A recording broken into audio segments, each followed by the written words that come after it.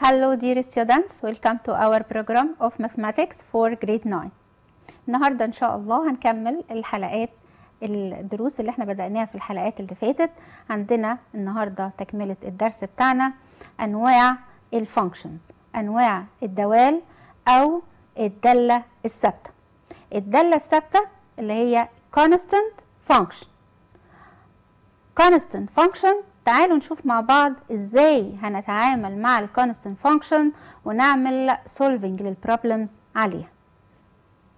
constant function. The function f from r to r where function of x equals b. b belongs to r is called a constant function. Examples of constant function. Function function function function function function function function function function function axis and path through the point 0b. This line is above x axis if b bigger than 0, below x axis if b less than 0,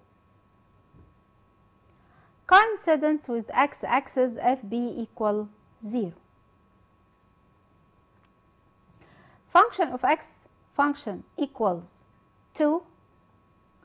The straight line is above the x-axis and passes through the point excellent 0, 2. Function of x equals 2. Then the straight line represents as a straight line parallel to x-axis. Above x-axis y عشان هنا ال 2 bigger than 0. Function of x equals -2. The straight line is below the x-axis and passes through the point 0, -b, 2.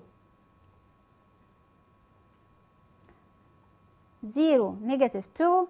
Function of x equals -2. Then the straight line parallel to x-axis below x-axis.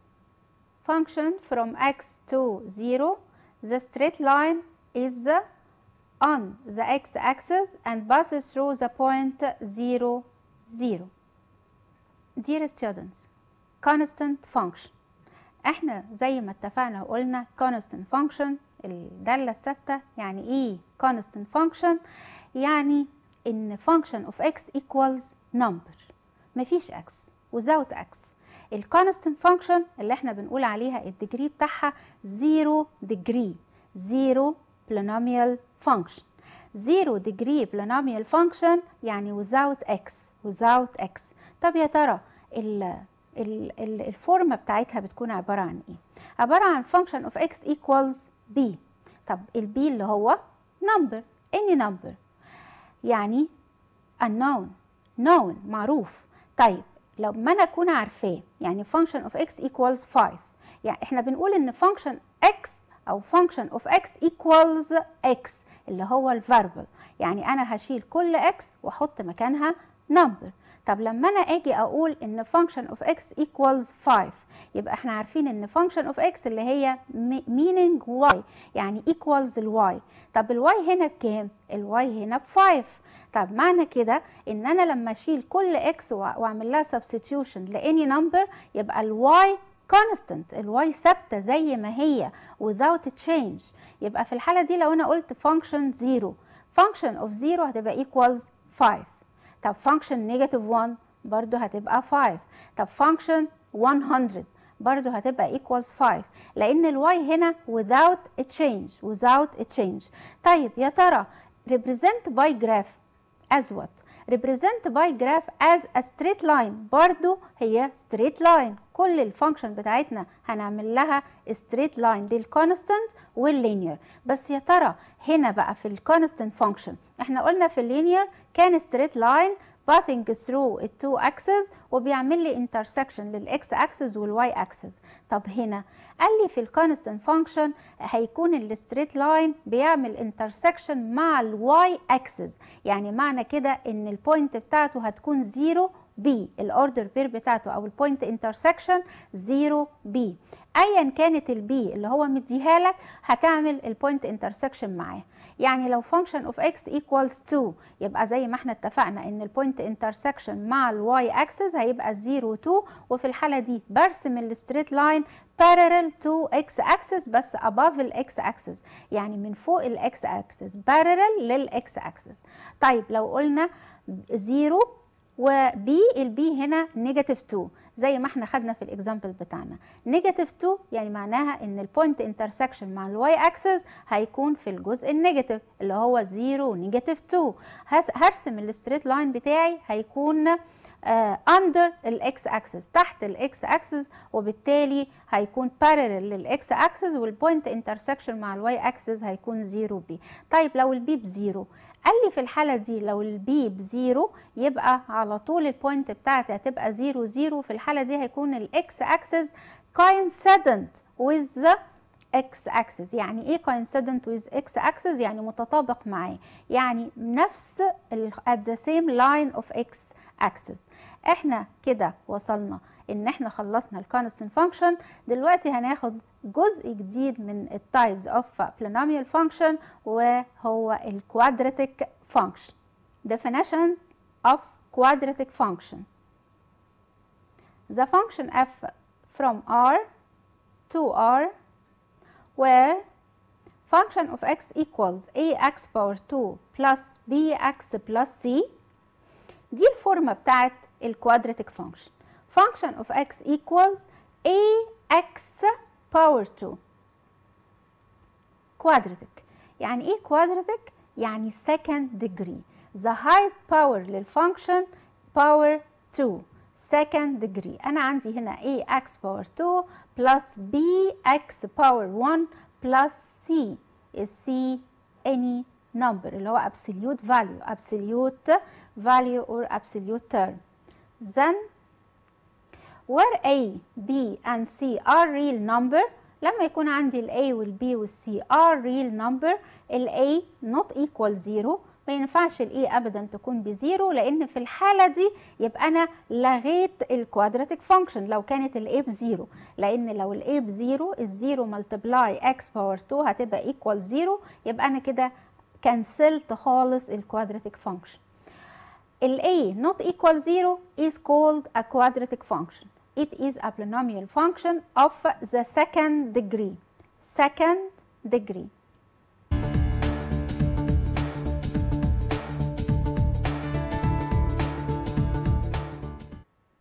Examples of the quadratic function.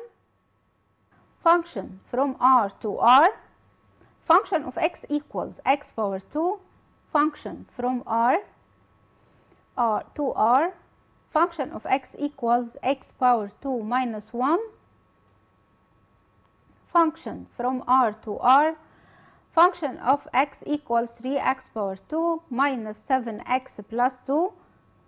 Function from r to r. Function of x equals 6 minus x power 2 plus x. كل دي examples للفورمة بتاعت الكوادراتيك function. Remarks. If a coefficient of x power 2 is positive, then the curve is open upwards and the function has a minimum value point. If a coefficient of x power 2 is negative, then the curve is open downwards and the function has a maximum value point. Graph the following quadratic function. Function of x equals x power 2 taking x belongs to the interval -3, 3. x and function of x -3 -2 -1 0 1 2 3 function of x 9 4 1 0 1 4 9. اخد بالي كويس جدا ان لازم التيبل بتاع الكوادراتيك فانكشن هيطلع لي عباره عن كيرف. قلنا انه represent by graph as a curve. الكيرف بتاعي هلاحظ ان في عندي بوينت، البوينت دي يا اما هقول عليها ماكسيمم بوينت او مينيمم بوينت. المينيمم فاليو او الماكسيمم فاليو هيكون من اللفت في نمبرز وهيكون من الرايت في نمبرز as a mirror بحيث ان هما التو فاليوز يعملوا لي كيرف، يعملوا لي ايه؟ كيرف. فهلاقي ان هنا الواي من اللفت 9 4 1 وبعدين عندي الزيرو يا اما مينيمم يا اما ماكسيمم. هلاقي من الرايت 1 4 9 as a left. Then represent by graph -3 و9 -2 و4 -1 1 0 0 1 1 2 و4 3 و9. هلاحظ ان هنا as a mirror هلاقي عندي الواي axis فهيطلع لي هنا as a mirror ده اللفت وده الرايت. فهلاقي ان النمبرز بتاعتي لازم تكون واحده على اساس يقدر يكون يعمل لي كيرف. دي من الستبس اللي احنا بنقول عليها تو تشيك. عشان اتاكد ان الجراف بتاعي صح لازم يكون بالشكل ده. ده بقول عليه ايه؟ upwards. يعني ايه upwards؟ يعني بيبص لفوق، يعني الكيرف بتاعي لفوق upwards. طب لو الكيرف بتاعي downwards يعني هيبقى العكس. طب لما يكون upwards هو عنده ايه؟ يا ترى البوينت اللي تحت دي اللي احنا بنقول عليها 0 0 هي مينيمم ولا ماكسيمم؟ لا طبعا هي داون. فما دام هي داون فبقول عليها مينيمم فاليو. اما لو كان الكيرف بتاعي downwards فهتبقى البوينت بتاعتي ماكسيمم فاليو. then exercise represent the function f function of x equals x power 2 minus 2 graphically in the interval close the interval -3 و 3 and from the graph deduce the coordinates of the vertex point of curve and its axis of symmetry.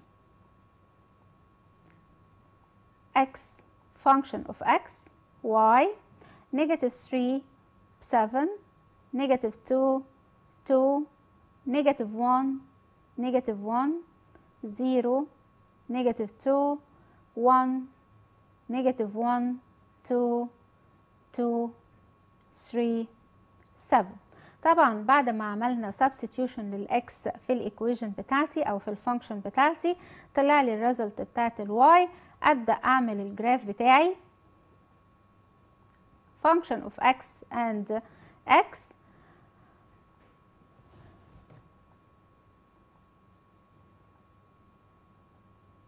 زي ما احنا اتفقنا ان هي as a mirror. برضو هنا الكيرف بتاعي upwards وهاز minimum value. طيب هو عايز البوينت بتاعت الاكسس اوف سيمتري. طبعا البوينت بتاعت الاكسس اوف سيمتري هتكون 0 ونيجاتيف 2 اللي هي الفيرتكس هتكون 0 ونيجاتيف 2. minimum value equals negative 2. يبقى تاني عشان نقول الفيرتكس اوف ذا كوادراتيك فانكشن، الفيرتكس اوف ذا كوادراتيك فانكشن الاكس مع الواي، الاوردر بير اكس with y. فالاكس بزيرو الواي بنيجاتيف 2. المينيمم فاليو we take the value of y only. يعني بنقول ان المينيمم فاليو او الماكسيمم فاليو هي الفاليو بتاعت الواي بس سواء كانت بالبوزيتيف او بالنيجاتيف. فالمينيمم فاليو هنا equals negative 2. الاكسس اوف سيمتري x equal 0. equation of axis of symmetry، فبنقول على طول هي الفاليو بتاعت الاكس. طب الاكس عندي هنا بكام؟ الاكس equal 0. Now we have new lesson, the ratio. We have studied before that ratio is one of the methods of comparing two quantities. If A and B are two real numbers, then the ratio between A and B is written A to B or A over B and is read as A to B. A is called the antecedent of the ratio. B is called the consequent of the ratio. Properties of ratio.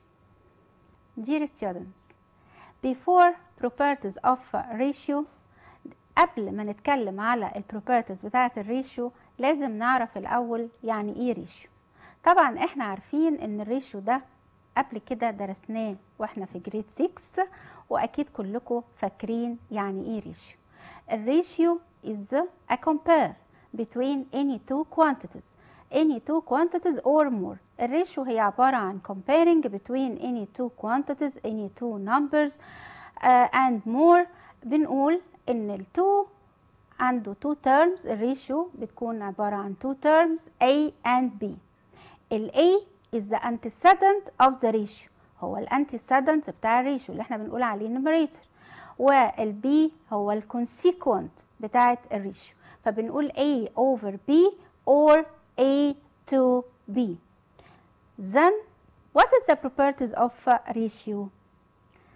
The value of the ratio does not change if each of its terms is multiplied or divided by the same non-zero real number. يبقى الفاليو بتاعت الريشيو does not change if each of its terms is multiplied or divided، سواء أنا عملت لها multiplied أو divided by the same non-zero real numbers. الفاليو بتاعت الريشيو doesn't change. دي number 1. Example: x to y equals xb to yb. b belongs to r star. What do you mean r star? r star are real number minus 0 without 0. 2 to 3 equals 2 by 4 to 3 by 4. لو أنا عندي 2 ريشيو دلوقتي، أنا عندي الريشيو بتاعتي 2 to 3. لو عملت multiplied or divided للتيرمز بتاعت الريشيو، يعني لو احنا قلنا 2 by 4 و 3 by 4، الريشيو بتاعتي برضو هتفضل without change، اللي هي هتبقى 2 to 3. 2 by 4 equals 8 و 3 by 4 equals 12.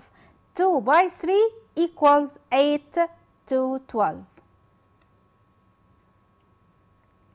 x to y equals x over b to y over b. طب لو عملنا divide، لما عملنا multiply لقيناها without change. طب لما نعمل divide، ال b belongs to r star. 2 to 3 equals 2 over 4 to 3 over 4.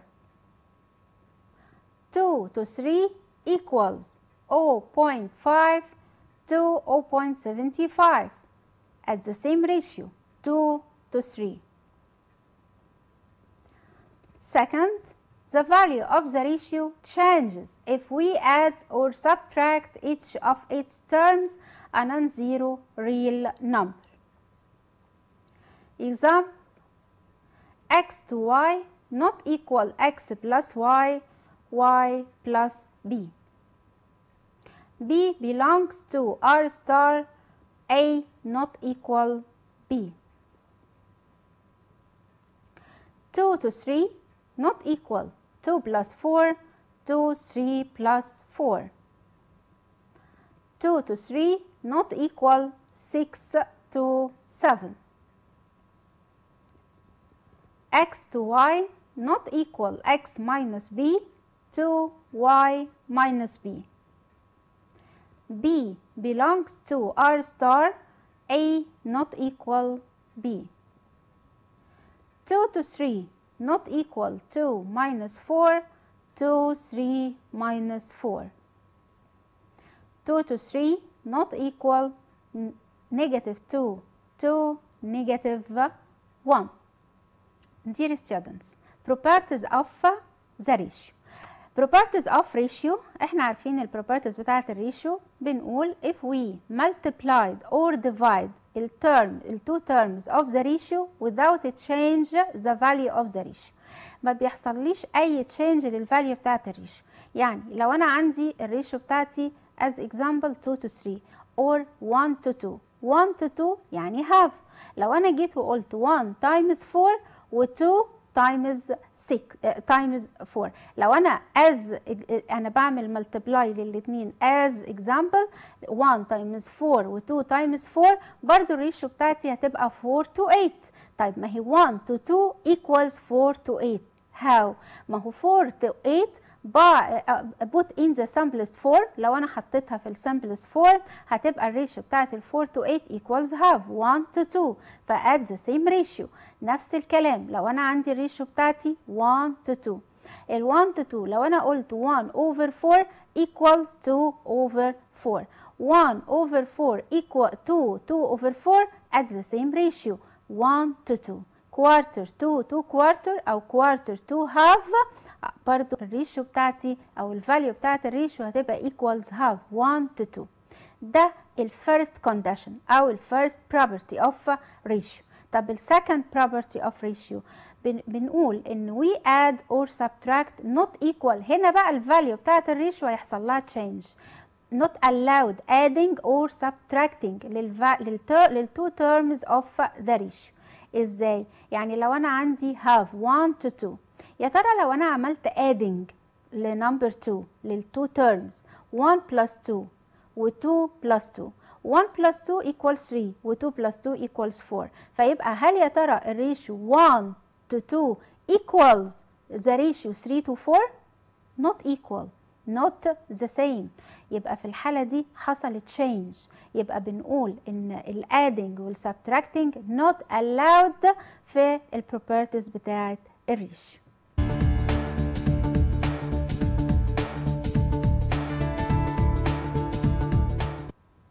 Find the number which if added to the two terms of ratio 7 to 11 it will be 2 to 3. البروبلمز دي ناخد بالنا من البروبلمز المهمة جدا ودايما بتجيلنا في الامتحان، لازم نركز عليها كويس قوي. Find the number، هو عايز النمبر which if added to the two terms، لو انا عملت له added للتو terms بتاعت الريشيو 7 to 11 it will be 2 3. عشان اقدر احل البروبلمز دي كويس لازم اعمل translate into mathematics way. يعني ايه؟ هو عايز number، find the number، يبقى على طول let this number equal x. هفترض دايما ان النمبر ده اللي هو عايزه equal x. طب لو انا عملت له adding يبقى 7 plus x over 11 plus x it will be meaning equal. على طول means equal. it will be يعني means equal. على طول اشيل كلمة will be واحط equal. equal what؟ equal 2 to 3 يعني 2 over 3. يبقى لازم اعمل translate. let the number be x. هفترض ان النمبر بتاعي x. therefore x plus 7 over x plus 11 equals it will be means equal equals 2 over 3. يبقى انا عندي x plus 7 over x plus 11 equals 2 over 3. therefore 2 multiply x plus 11 cross multiplication. هعمل cross multiplication للتو sides. 2 times x plus 11 equals 3 times x plus 7. انا هنا عملت cross multiplication. ناخد بالنا احنا how to solve this problem، ازاي بحل البروبلم دي. يبقى first step let the number be x. يبقى اول step عندي اني انا احدد النمبر اللي انا عايزاه وافترض ان هو باكس. second step ان انا اعمل adding او subtraction على حسب ما هو قايل لي في البروبلم. third step cross multiplication. then اعمل solving للبروبلم. 2x plus 22 2 times x equals 2x و 2 times 11 equals 22 equals 3 times x ب 3x plus 3 times 7 21. therefore 22 minus 21 طبعا هاخد كل النمبرز في side وكل الفاريبل في another side equals 3x minus 2x يبقى ال x equals 1. 22 minus 21 1 و 3x minus 2x equal x يبقى ال x equals 1. يبقى then the numbers equals 1. find the positive number which if we add its square to each of the two terms of ratio 5 to 11 it becomes 3 to 5. find the positive number. Dear student, احنا دلوقتي عايزين نحل problem زي ده. احنا قلنا ان البروبلم دي مهمة جدا، انا عندي steps لازم بشتغل عليها. قلنا الفيرست ستيب اني انا اعمل let the number equal x. احنا دلوقتي عايزين النمبر find، اول ما يقول لي find the number يبقى على طول let the number to be x، لازم اخلي النمبر equal x. طب السكند ستيب اني انا اعمل adding او subtracting للفاليو اللي هو مديها لي. طب هو هنا في السكند اكزامبل مديني سكويرز ريشيو، يعني معنى كده ان النمبر هيبقى سكوير النمبر يعني x باور 2، وهو عايز البوزيتيف. احنا عارفين ان اي حاجه x باور 2 لازم يكون ليها بوزيتيف ولازم يكون ليها نيجاتيف. بعد ما بكتب البروبلم بتاعتي بعمل كروس مالتيبليكيشن وابدا احل البروبلم. let the number be x therefore its square equals x power 2. write the problem x power 2 plus 5 x power 2 plus 11 it will be يعني means equals 3 over 5. third step cross multiplication. therefore 5 times x power 2 plus 5 equals 3 times x power 2 plus 11. therefore 5x power 2 plus 25 equals 3x power 2 plus 33. therefore 5x power 2 minus 3x power 2 equals 33 minus 25. كل الفاريبل في side والnumbers another side. الفاريبل like the variable والnumber like the numbers. 5 minus 3 equals 2 و 33 minus 25 equals 8. 2x power 2 equals 8. therefore x power 2 equals 4. هعمل division للتو sides يبقى divisible by 2. x power 2 equals 4. يبقى therefore x equals positive or negative 2. positive or negative 2. هو عايز البوزيتيف يبقى ال x equals 2. Now dear students, we reach at the end of program. Thank you and goodbye.